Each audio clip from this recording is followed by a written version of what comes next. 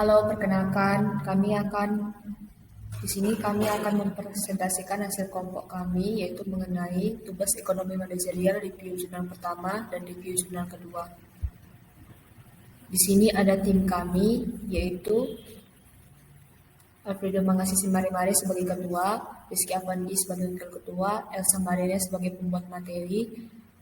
Yang keempat ada Aulia Syafitri sebagai menyunting video. Yang kelima Eni Tarunya Manik sebagai pengolah video materi. Adapun pembahasan review jurnal pertama kami yaitu mengenai analisis pemasaran beras organik di Kabupaten Bondowoso yang direview oleh Alfredo Mangasisi Mare dan saya sendiri itu sebagai Elsa Mariana. Adapun yang kami teliti yaitu mengenai Jurnal Ekonomi Pertanian dan Agrobisnis, volume dan halamannya yaitu volume 2, nomor 5 dan halaman 417 sampai 425. Tahun pembuatan jurnalnya tahun 2018, penulisnya yaitu Reynita, Rudi dan Rondi. Masalah dalam fenomena penelitian kami yaitu mengenai perilaku pasar beras organik yang dapat dilihat dalam praktek penentuan harga berdasarkan kualitas beras organik yang diproduksi. Struktur pasarnya mengenai perilaku pasar atau market produk beras organik di Kabupaten Bondowoso yang merupakan penentu dalam kinerja pasar atau market performance beras organik di Kabupaten Bondowoso.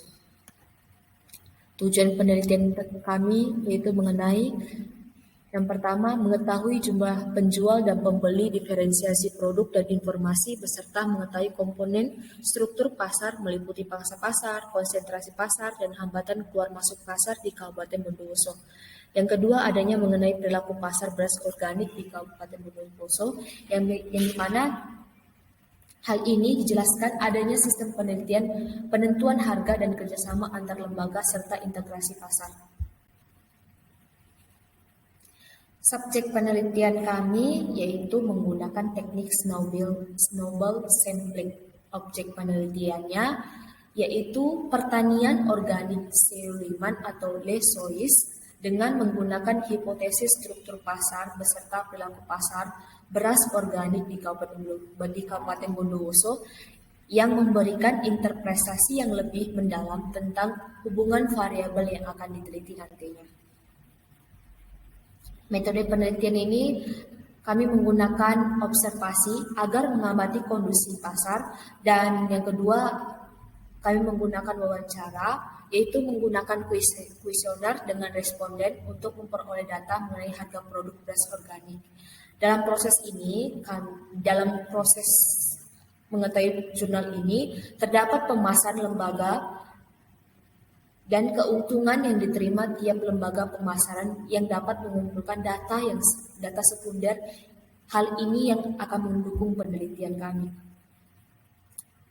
Hasil penelitian kami menunjukkan bahwa adanya struktur pasar yang dihadapi dan pemahaman kondisi pasar dalam hal mencakup proses pembentukan harga, karena di dalam jurnal yang kami teliti, terdapat setiap pedagang beras organik telah memiliki pangsa pasar dalam hal menunjukkan bahwa adanya hubungan kerjasama antara pedagang satu dengan lainnya dalam memasarkan beras organik di Kabupaten Bondowoso, sehingga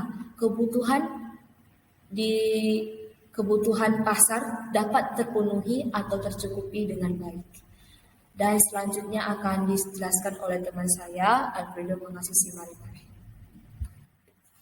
Baik, akan saya lanjut dari kekuatan dan kelemahan penelitian. Yang pertama, pemaparan pada jurnal ini sudah sangat jelas mulai dari pendahuluan hingga hasil dan pembahasan. Dan kedua, penulisan jurnal ini sudah teratur sesuai dengan kaidah penulisan ilmiah ataupun jurnal. Yang ketiga, di setiap keterangan memiliki rumus-rumus perhitungan sehingga membuat jurnal ini semakin kuat. Dan yang keempat, memiliki tutur bahasa yang jelas dan sesuai dengan judulnya. Dan yang kelima, abstrak pada jurnal memiliki dua bahasa sehingga tidak mempersulit pembaca dalam mengartikan setiap pembahasan. Bahan penelitian ini yang pertama, tidak adanya saran untuk peneliti selanjutnya. Yang kedua, kurang lengkapnya kesimpulan terhadap semua penjelasan dan di setiap penelitian. Yang ketiga, banyaknya menggunakan bahasa Inggris dalam jurnal tersebut sehingga susah diartikan. Dan yang keempat, adanya bahasa yang belum dimengerti oleh pembaca jurnal. Sekian dalam penjelasan jurnal pertama.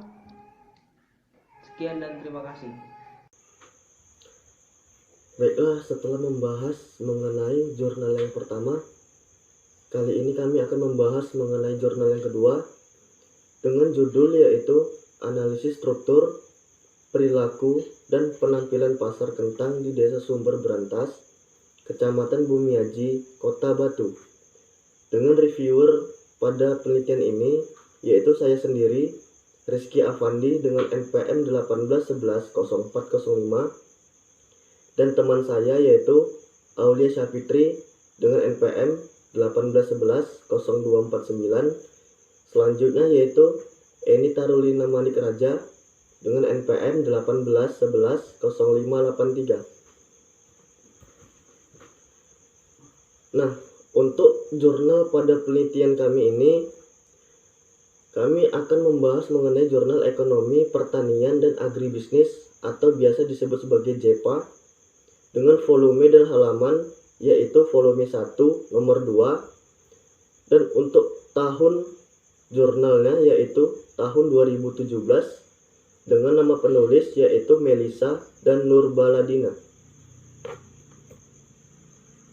Nah, untuk masalah ataupun fenomena penelitian ini sendiri, indikator masalah yang terjadi yaitu untuk mengetahui potensi yang dimiliki Desa Sumber Brantas mengenai tingkat produktivitas kentang yang dapat dijadikan potensi pengembangan wilayah yang dilihat dari segi peningkatan produksi kentang. Baik, akan saya lanjut dari tujuan penelitian. Tujuan penelitian dari jurnal kedua ada 3. Yang pertama, menganalisis struktur pasar kentang di Desa Sumber Brantas. Yang kedua, menganalisis tingkah laku petani dan lembaga pemasaran dalam pasar kentang di Desa Sumber Brantas. Dan yang ketiga, menganalisis penampilan pasar kentang di Desa Sumber Brantas. Subjek penelitian. Subjek penelitian ini menggunakan simple random sampling dan metode snowball sampling. Objek penelitian. Penelitian dilaksanakan di Desa Sumber Brantas, Kecamatan Bumiaji, Kota Batu, Provinsi Jawa Timur. Penelitian.